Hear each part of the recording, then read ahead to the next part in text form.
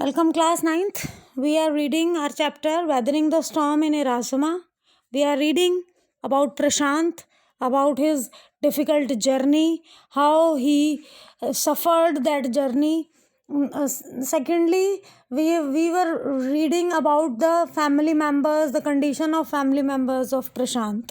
Finally, when he met them, what would happen after that?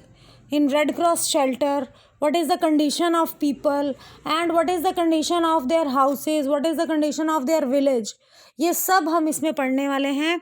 और किस तरह से प्रशांत जो है अपने फैमिली मेम्बर्स को, बाकी के जो गांव के लोग जो बचे हैं जिनकी डेथ नहीं हुई है लेकिन वो इंजर्ड हैं बुरी तरीके से, उनके बारे में प्रशांत क्या डिसीजन लेता है, कैसे उनको हेल्प आउट करता है, ये सब हम इसमें पढ़ेंगे। चलिए कंटिन्यू करते हैं। By the next morning as he took the desperate situation in the shelter he decided to get a grip over himself. कहते हैं कि डेस्परेट का मीनिंग होता है बच्चे hopeless.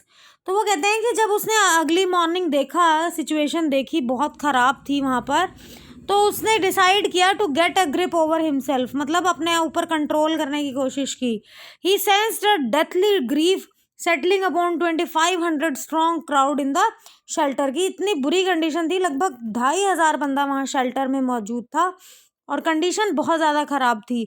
86 lives were lost in the village, all 96 houses have been washed away. It was their 4th day at the shelter. So far they survived on green coconuts, but there were too few to go around such a tumult of people. Tumult होता है बेटा noise. कहते हैं इतनी बुरी हालत थी कि कंडीशन बहुत ख़राब थी लोगों की। अभी तक वो कोकोनट वाटर पे सरवाइव कर रहे थे और आगे वो कहता है कि कंडीशन जो थी वो वर्स्ट होती जा रही थी, लोगों की बहुत आवाज़ें थी वहाँ पर। Prashant all of 19 years decided to step in as a leader of his village if no one else did. कहते हैं कि प्रशांत जो 19 साल का बच्चा था उसने डिसाइड किया कि वो लीडर बन के लोगों को संभालेगा, गांव को संभालेगा। उसने एक और ग्रुप बनाया, organised a group of youths and elders jointly pressurise the merchant once again and again to part with his rice. कि जो वहाँ पर यूथ था उनको अपने साथ मेंबर बना लिया और जो वहाँ के लोग थे, मर्चेंट जो थे जिनके पास स्टॉक था खाने का, उनको प्रेशराइज किया कि ये खाना जो है वो डिवाइड करो ताकि सब लोगों को मिल जाए। This time the delegation succeeded. Delegation होता है बेटा ग्रुप। ये जो ग्रुप बनाया था प्रशांत ने, अब ये सक्सीड हो रहा था, मतलब उसको सफलता मिल रही थी कि लोगों को खाना अवेलेबल वो करवा पाया।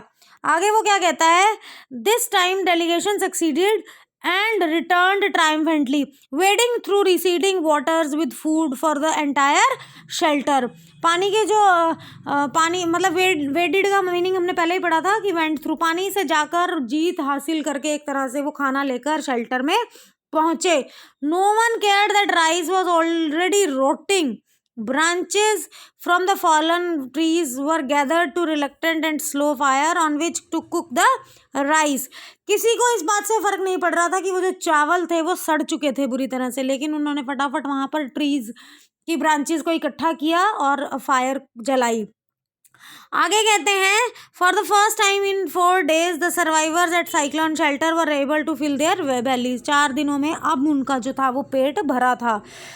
अब प्रशांत का नेक्स्ट टास्क था कि एक यूथ की टीम बनानी जो वॉलंटियरली, जो अपनी इच्छा से शेल्टर क्लीन करें, जो यूरिन, वॉमिट, फ्लोटिंग कैरकासेस, ये सब जो भी गंदगी वहाँ पर फैल चुकी थी वो सब, और लोगों के वुंड्स, फ्रैक्चर्स हो चुके थे, उनको टेक केयर करे। ऐसे यूथ की जो वो टीम थी वो बनाना चाह रहा था, बनाने की अब उसका नेक्स्ट टास्क था। अब आता है 5th डे।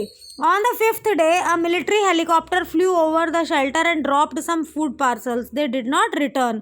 एक बार आके फूड पार्सल डाल दिए और फिर उसके बाद वो वापस नहीं आए। Youth task force gathered empty utensils from the shelter, then They deputed the children to lie in the sand left by the water around the shelter with these utensils on their stomachs to communicate the passing helicopters that they were hungry.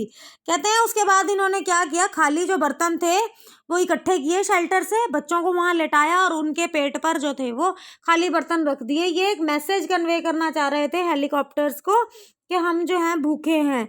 लेकिन message not through. After that helicopter made regular rounds air dropping food and other basic needs. Message जो था वो पहुंच गया उन तक और उसके बाद वो राउंड लगाते रहे और जो बेसिक नीड्स थी, लोगों की ज़रूरत का सामान, खाने का सामान ड्रॉप करते रहे, एयर ड्रॉपिंग करते रहे. Prashant found a large number of children had been orphaned. He brought them together and put up a polythene sheet shelter for them. Women were mobilized to look after them while men secured food and materials for the shelter. अब प्रशांत का next task क्या था, उसने देखा बहुत सारे बच्चे अनाथ हो गए, बहुत सारे बच्चों के पेरेंट्स की डेथ हो गई साइक्लोन में. तो उसने बहुत सारी लेडीज़ को पहले तो पॉलीथीन से उनके लिए एक शेल्टर बनाया, सारे बच्चों को इकट्ठा किया और बहुत सारी लेडीज़ को उनमें इन्वॉल्व किया कि आप इन बच्चों को संभालोगे. आगे हम देखते हैं. As weeks pass Prashant was quick to recognise that women and children were seeking deeper and deeper in their grief. He persuaded the women to start working in food for work programme started by an NGO and for children he organised sports events. कहते हैं प्रशांत ये notice कर रहा था कि जिन ladies के husband या बच्चों की डेथ हो गई और वो अकेली रह गई, या जिन बच्चों के पेरेंट्स की डेथ हो गई वो अकेले रह गए, तो वो दुख में गहराई में डूबते जा रहे थे. तो उस दुख से निकालने के लिए प्रशांत ने क्या किया, जो NGOs चल रही थी उनमें वुमेन को इन्वॉल्व कराया और बच्चों को डिफरेंट स्पोर्ट्स एक्टिविटीज़ में इन्वॉल्व करवाया. He himself love to play cricket, so he organise cricket matches for children. खुद वो क्रिकेट मैच का शौकीन था, इसलिए उसने क्रिकेट मैच ऑर्गेनाइज कराने शुरू कर दिए. Prashant engaged with other volunteers in helping widows and children to pick up broken pieces of their life. Prashant और जो और वॉलंटियर्स थे वो मिलकर लोगों की जो ज़िंदगी के टुकड़े टूट गए थे, बिखर गए थे, उनको समेटने में लग गया था साथ में. Initial government plan was to set up institutions for orphans and widows. However, this step was successfully resisted and it was felt that in such institutions children would grow without love and widows would suffer from stigma and loneliness. कहते हैं widows shelter शुरू कर दिए, orphans के लिए orphanages शुरू कर दिए. तो उसमें प्रशांत ने ये सोचा कि विडोज जो हैं वो भी अकेली रहकर दुख तकलीफ में रहेंगी, बच्चे बिना केयर के पलेंगे. तो प्रशांत ने एक डिसीजन लिया. प्रशांत ने कहा कि जो ऑर्फनेजेस हैं और जो विडो शेल्टर्स हैं उनको इकट्ठा कर दिया जाए ताकि बच्चों को फॉस्टर फैमिलीज मिल जाएं और जो चाइल्डलेस विडोज हैं वो उनकी केयर कर सके. It is 6 months after the devastation of super cyclone. Devastation होता है बेटा बिल्कुल जो डिस्ट्रक्शन हो चुकी है.